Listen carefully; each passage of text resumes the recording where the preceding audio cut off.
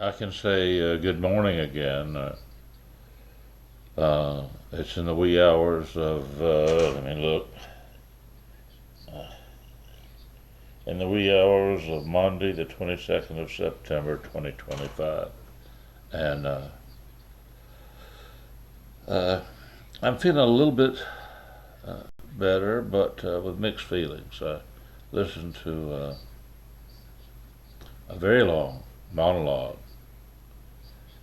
covering quantum computing, quantum interconnectedness, and all kinds of things.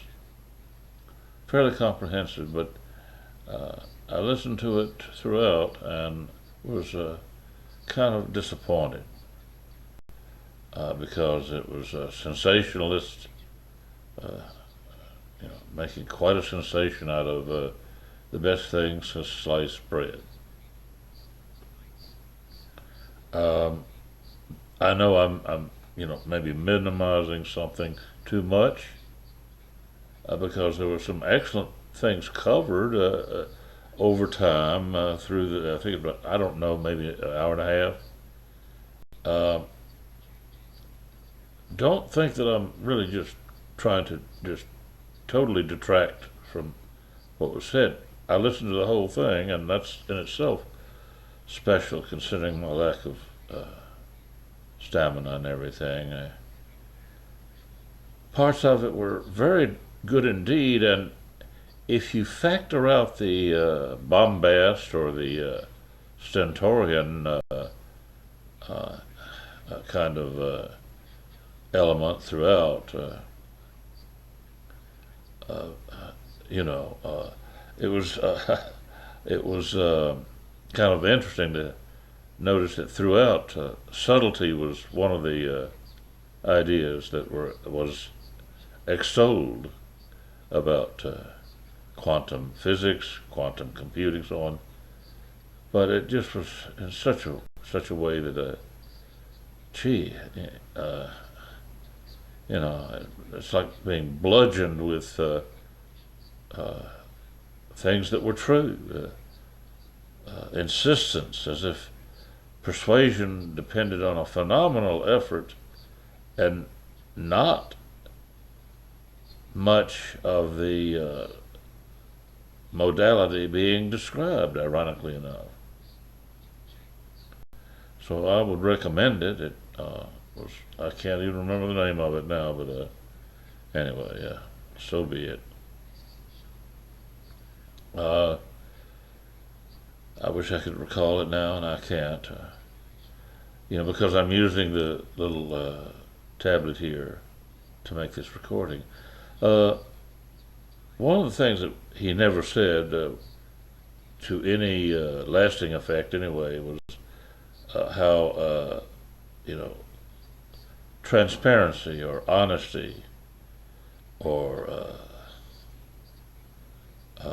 things like that were not mentioned. For example, right now, it's as though I'm looking right through the tablet here in front of me because the camera on this tablet is exactly aimed at uh, the way I'm looking, whereas I see what the camera catches there. Um, it's as though I'm looking right through the tablet in a way for that same result. Well, of course, that's imprecise, but you get the point. Drivel, my own trivial stuff.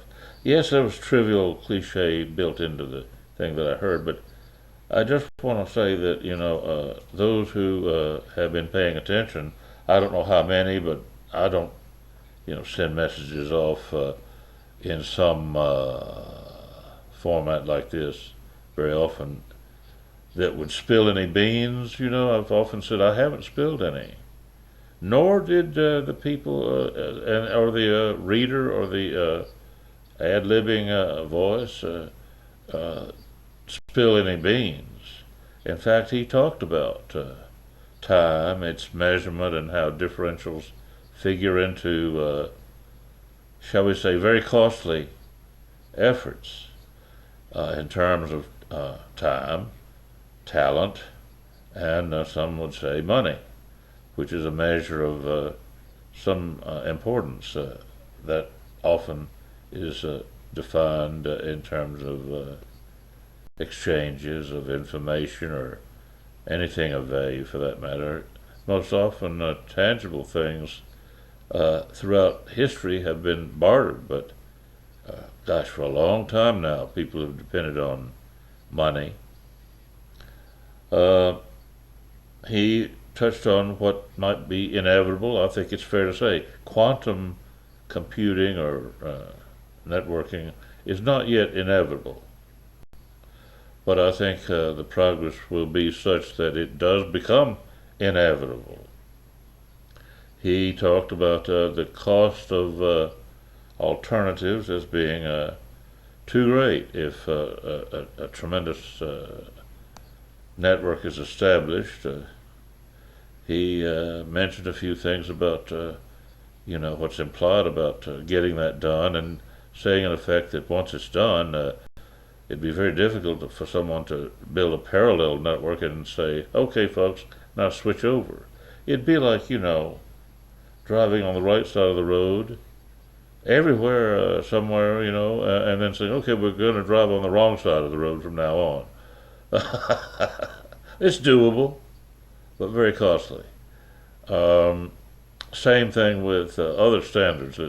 The power grid, for example, there are conventions that are very important. Maritime conventions, all kinds of things. But in terms of knowledge and equipment and the investment required for, say, a true understanding and utilization of resources for orbital mechanics.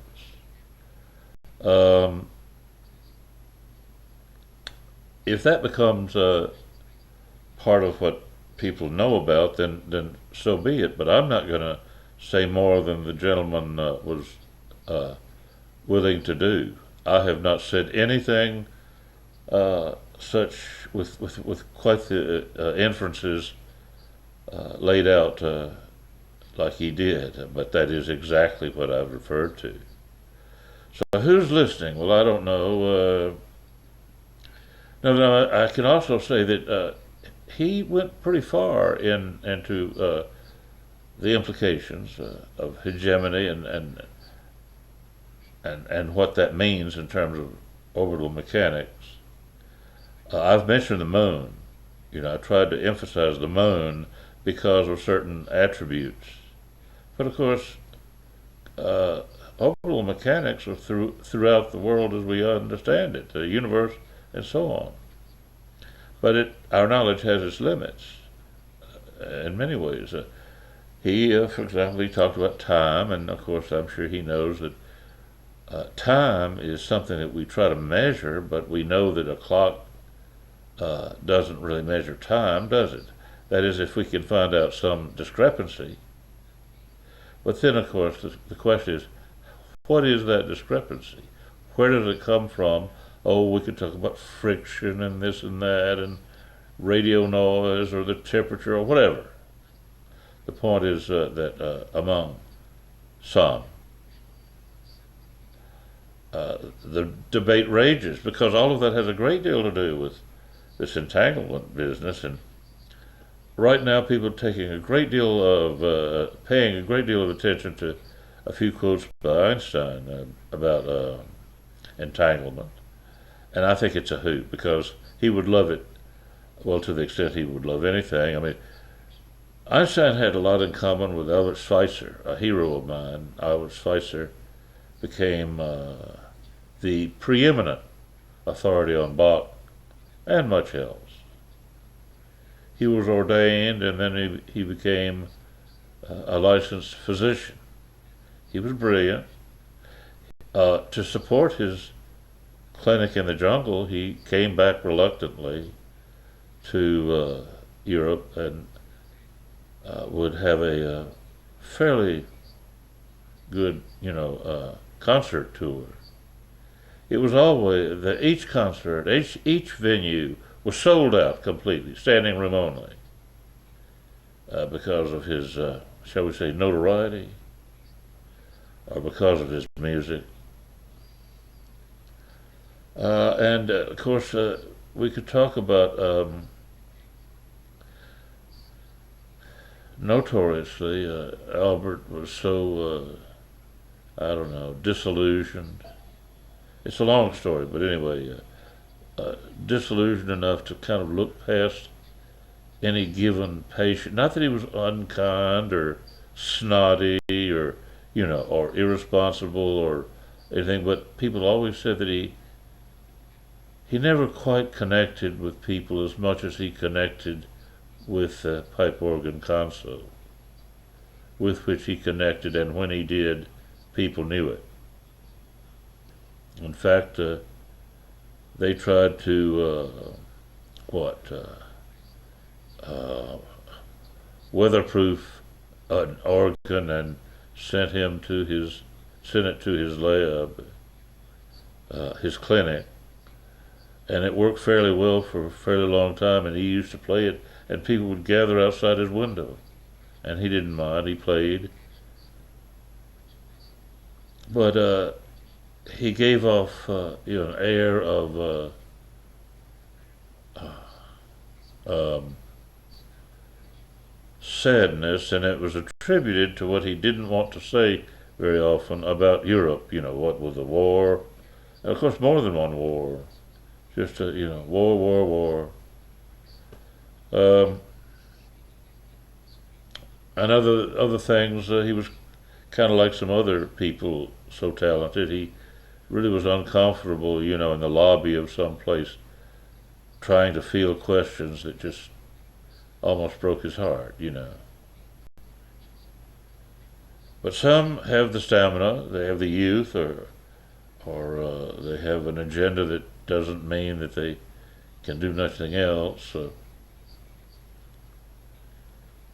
But they say he always seemed to have a lingering sadness about him.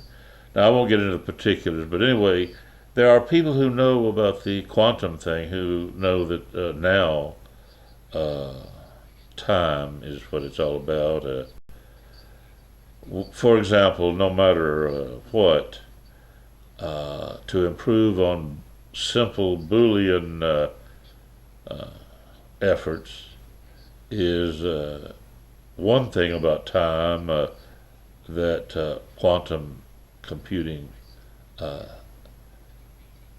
enables people to enjoy. At the same time, as he mentioned, getting rid of errors is a big problem. It's done through means that are expensive, but in the long run, I myself, I don't like this. He talks about 92% as being good enough. I don't think so. I don't think that if I were in an airplane run by the best quantum logic available, that is, I'm not saying that physically something that would be quantum enabled might be in the plane, and then you would program it and see what you could do. No, I would not want that. I would want the best old-fashioned classical binary machine, and go with that. 92% is not good enough. Um, I can understand, for Austria's sake, hey, that's not bad. It's not bad for a lot of things. But right now, the whole thing is at the level of, shall we say, people who have a doctorate in one discipline or another. And when I say doctorate, I mean that. If we're talking about philosophy, we're not talking about cashiers at a McDonald's, uh, in the sense that some might think of it. On the other hand, if one has a philosophical, a disciplined, a PhD level understanding of economics, then maybe we would want to look at how people are bound by the supply and demand graphics on their papers, and and then wonder where the transparency is when, as might have been predicted. I knew, I think it was Boston University that talked about a frictionless market because the internet would enable everybody to know everything. And, people said that about a frictionless marketplace until, what, they lost their lunch or something? Well, I don't want anybody to have illusions about all the good stuff, really good stuff that was said in what I heard. Um, and it certainly did. It was interesting that enough was said so that, I can't claim anything about the results, but enough was said so that I didn't feel like, I would be the first to say something. I've repeatedly said, in a classroom, do you want to raise your hand and say something that's obvious? Most people don't want to do that, but some always do. So I admire the person who talked about only a few of the things, only a few of the implications that I find interesting, but, I don't get charged up the way he was, or maybe some are, because I'm not trying to start a new religion or something, uh, which is what happened with IBM. But people talk about what is your religion? Do you worship money, beauty? What is? Do you worship the graphic arts? Do you worship the performing arts? Do you worship fairy tales? Well, I'd rather just not worry about all that. I have finally said, well, I just will claim to be a gravitationalist, and you know, uh, I would like to do something about terminal degrees. Yeah, uh, many people end up with a terminal degree, and of course, the terminology is very revealing. Even if a person goes on to a postdoctorate or something, but I don't want to see the day when almost everybody on a campus is suspect. That is to say, a whole campus might be suspect. They might be getting an education to prop themselves up so that they don't fall over if they're in a gathering where others are not quite so dependent on being propped up. Now you see, that's a very vicious thing for some to say. I don't mean it to be vicious. I mean, to tell everybody. Well, for example, like Bernie. Bernie of Vermont says, "Hey, watch out! Don't make the wrong choices." Will people burn out if they go into the whole idea of physics and entanglement and quantum error reduction systems? I dare say a lot of people just can't quite cut it. So I would say to them, don't worry, find something better for yourself. Not a school that is a diploma mill, because then you might be a danger to yourself and others if you really try to, shake things up. On the other hand, by then you might be so inured to being propped up that really you will be inert in some way, which is in a way a danger to others, if not yourself. But you know what I'm saying. I can't speak from experience. I never got a PhD, and I never will. Time's up for me. I'm, about to check out. What? No, what is it? The song says, "You can check out but never leave." Well, I don't know what you'll call it, but my body is not incorruptible, I would say. Although some like to talk about stuff like that. A nice man I know about has taken the time to offer tours on foot through some of the memorable cemeteries and graveyards, and I can't help but think, there's got to be a better way. People. I know that the big excuse is that the body will be resurrected later, and all of that, but gee whiz, you know. And then they tell me 6 million skeletons are below the streets of Paris.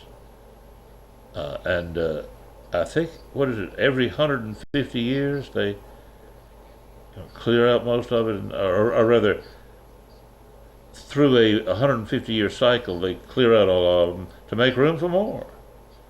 And I think, what is this? Well, I don't mean to compare, although now it's almost involuntary that people would think that I'm comparing this to, any search for some holy grail that would be what? Uh, Anything that people want to attribute to quantum physics, quantum computing, quantum communication. I wouldn't want to discourage people too much, but when it comes to crusading, I get a little daunted by stuff. Now then, in the midst of all of that, the gentleman was, certainly knew that if I listened in on what he was saying, I would certainly notice. No beans in particular, but rather, I think what he says is common sense and relates to quantum physics, and probably a good high school student would say, of course. He's obviously right about that. Of course, some would say, well, how do you know that? Well, never mind. You know how people are. But I mean, it was not difficult. But there are some things that, being surrounded now by your protocol that demands that I be treated like dirt and as crazy or whatever. There's no way that I can even get a telephone because of my destitution, really. And that's something that has been caused, and people don't care how I got to this extremity. Certainly not those who are now cocksure that they're doing the right thing with a piece of dirt. So given that, nothing I say would make much difference. Nor do I have the resolve or the enthusiasm or the stamina to get involved in stuff that would tempt me to try to somehow vindicate with lots of verbiage. I just, never mind, never mind. But it's so good to know that other people are doing just that about at least some of the basics. I started out and I've hardly gotten beyond just, well, uh, the idea of influence among nations on what they do for themselves and how that figure into hegemony around the moon, and at the same time, what could they all agree to, and I think this is true, what could they all agree not to do by virtue of what they know of the realities. If people begin, of course, to think of hegemony involving the moon, it will be readily apparent how to protect the planet. Um, of course, it's not just around the moon. I mean, but yeah, um, I'm glad people are beginning to realize that there are some fantastic possibilities in terms of efficiency. Uh, some say, "Oh well, we can do Boolean stuff now." That's true. We do it all the time with a binary machine.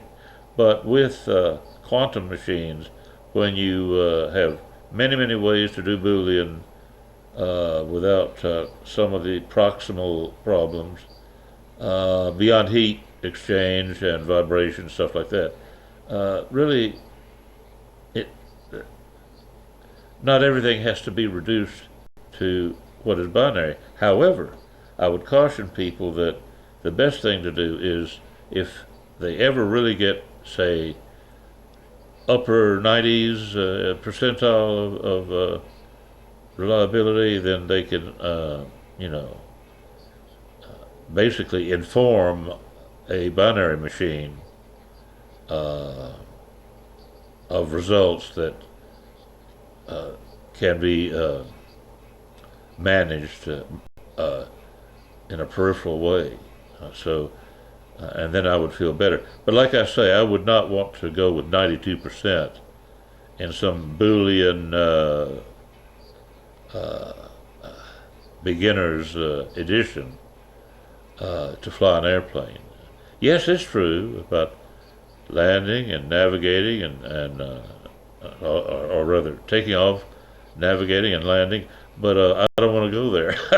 I don't want to be in an airplane where somebody might just be, complacent or whatever, uh, which is human nature sometimes. Um, but that doesn't mean it can't be that quantum physics has no place in in a safety system. It's just that I would not want to go somewhere in a car or in a plane where the level of safety, you might say, is some 90%, 92% correct. Just wouldn't want to do it. Why do that when there are better alternatives? Now, there are other things that allow for that, and that can approximate the frontiers of a certain kind of knowledge effectively, and then, in effect, switch to standby while people think of what they might want to do next about increasing the capacity of quantum error correction, and that's really the main thing now. Uh, I know cost is a factor and stuff like that too, but getting from 92 to 96 and above would be not quantum, but it would feel pretty damn good for many applications. And of course, to get to 99%, which some binary machines can do, would be wonderful. But I don't see that for a while. Not in my lifetime, anyway. Um,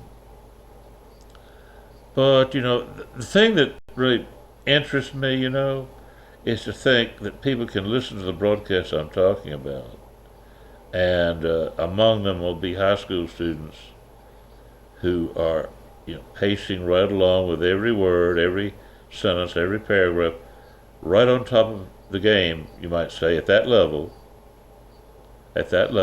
knowing exactly what he's referring to and why, and who might just want to specialize in all of it, be literally inspired to get into it. Quantum physics is really a hoot now with all the new things that are possible. Well, here it is, 28 minutes, and I've said more than enough. I'm debilitated because somehow the train left the station and left a thug in charge of my existence, and I better get some rest because it's a Monday. That means anything can happen. I don't know what, but I was accurate with a few predictions, and now I'm sad. Okay, less than 30 seconds. 30 minutes. Well, that's fantastic. 29 and some odd seconds. Have a good day.